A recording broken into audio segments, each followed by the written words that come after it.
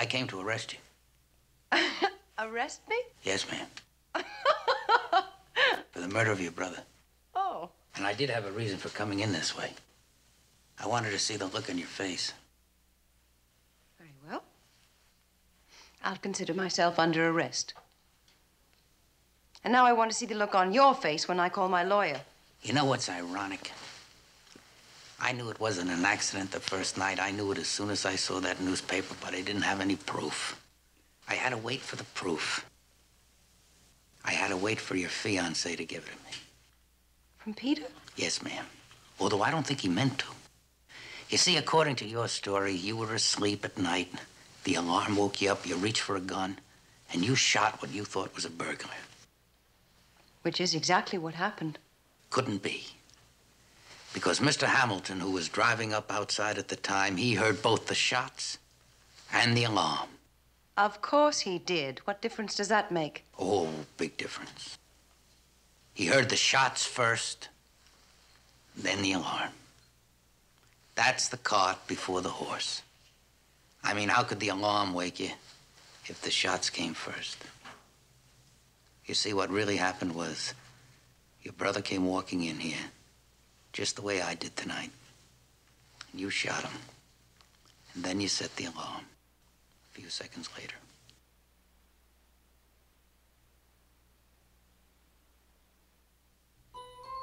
Peter is mistaken. No, he's a very good lawyer, and he prides himself on his memory. And he won't like it. But he'll testify against you in court if he has to. And along with the other holes in your story, I think they'll convict you.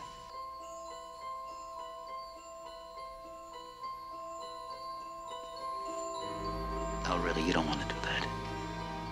Policeman outside, what would be the point?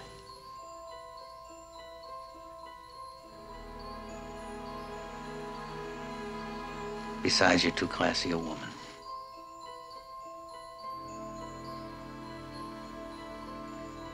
Man, would you get dressed now?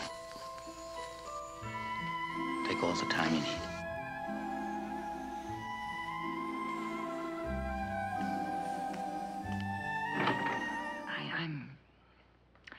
I married Al because I thought I could, improve myself, my career. And then I began to care about the marriage. So when he went playing around, all the starlets, all that bit, well, it hurt. So I put up with it, I put up with it until one night he brought one of them right in here. And we had a hell of a fight. He argued, fought. And I struck him with a bottle. And I panicked and buried him out there. Jean knew. Well, I'll get a coat and we'll go. Couldn't help noticing, ma'am, the past few days you've been scratching your hand and wearing gloves. So? Been out of state recently? No. Neither have I. Lieutenant, you amaze me. Number one, you don't even know if I have poison ivy. Doctor will tell us that. Number two, even if I do have it, it has nothing to do with Carl Lessing because I never touched that vial. You're under arrest for murder.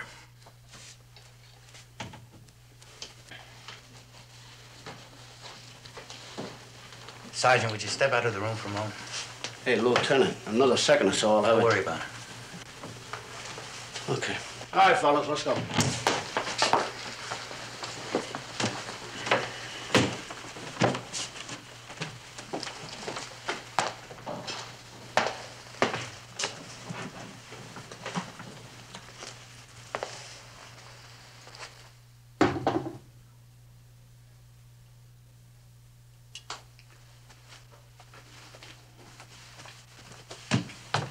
You ever had the feeling when you're about to go on a trip that you forgot something? Just as you get in a cab and you're going to the airport, you have an anxious feeling that you forgot something, that something is missing. That's the feeling I got the first time I saw that microscope. I remember I turned and I saw it, and I said, is that a microscope? And I started walking toward it. And I remember the Fingerprint Man. He was talking. I didn't hear him good because I was distracted by the feeling that something was missing. Do you know what I mean? That can be very annoying. It was, until an hour ago. Run into George. He's my brother-in-law. He's just back from Mexico today. He said, take a look at these. Knows I love family pictures. Took these out, handed them to me, and he said, these are the best slides I've ever taken. Slides. Slides. That's when it hit me.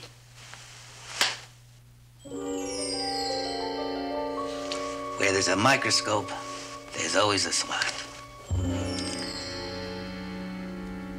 You see, we got our poison ivy in the same place. We both touched the slide. You touched it when you picked up the microscope and hit him. That's when the slide broke.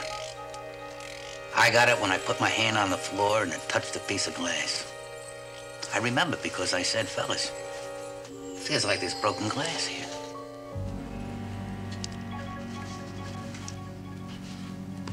The Fingerprint Man, he thought the glass came from a drinking glass.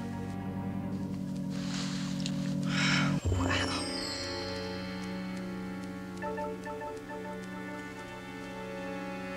Very good, Lieutenant. I went looking in Dr. Willis's files to see what I could find out about his health. I found this under the name of Rosemary Landon. Now, as you can see, the patient has an inoperable aneurysm of the brain. That's a weak spot in the artery.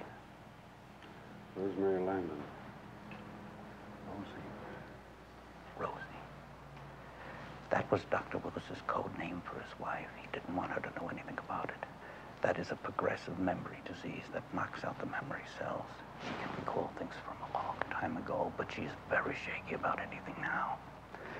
That's how I knew that Dr. Willis would never consent to her resuming her career, because the strain of performing could literally kill her at any moment. My God. And he never told her. How long has she got? A week, a month, 2 months on the outside. My problem, sir, is I don't believe that she even remembers killing him. Walking my lady back home. But to kill Henry, all you've got is proof that it wasn't a suicide. What are you talking about? Are you still saying that my husband was murdered? Yes, ma'am. How can you possibly think that someone in this house killed my husband? He took his own life. No, ma'am. No, he didn't. Just a minute, Lieutenant. I want to know what the hell that this lieutenant is trying to say. Ma'am, the other evening, you weren't... This has gone on long enough. I killed Henry. I took the gun out of the glove compartment. I came through a rear window. I went up to his room and I shot him. And I made good my escape over the balcony. You don't know what you're saying. True, Grace. It's No. true. No, it can't be true. Why? Why would you do anything like that? Why? Grace. For you, Grace. For you. For me? Henry was preventing you from assuming your rightful position as a star. What am I gonna do? Oh, you'll be all right, Grace. My Grace will be all right. No, I can't do anything without you. I'll just wait. That's what I'll do. I'll take a long rest. And rest. I'll just rest. Isn't that a good idea? That's what you should do, Grace. Now you sit over here and you watch Rosie. Just watch Rosie. Just one more thing.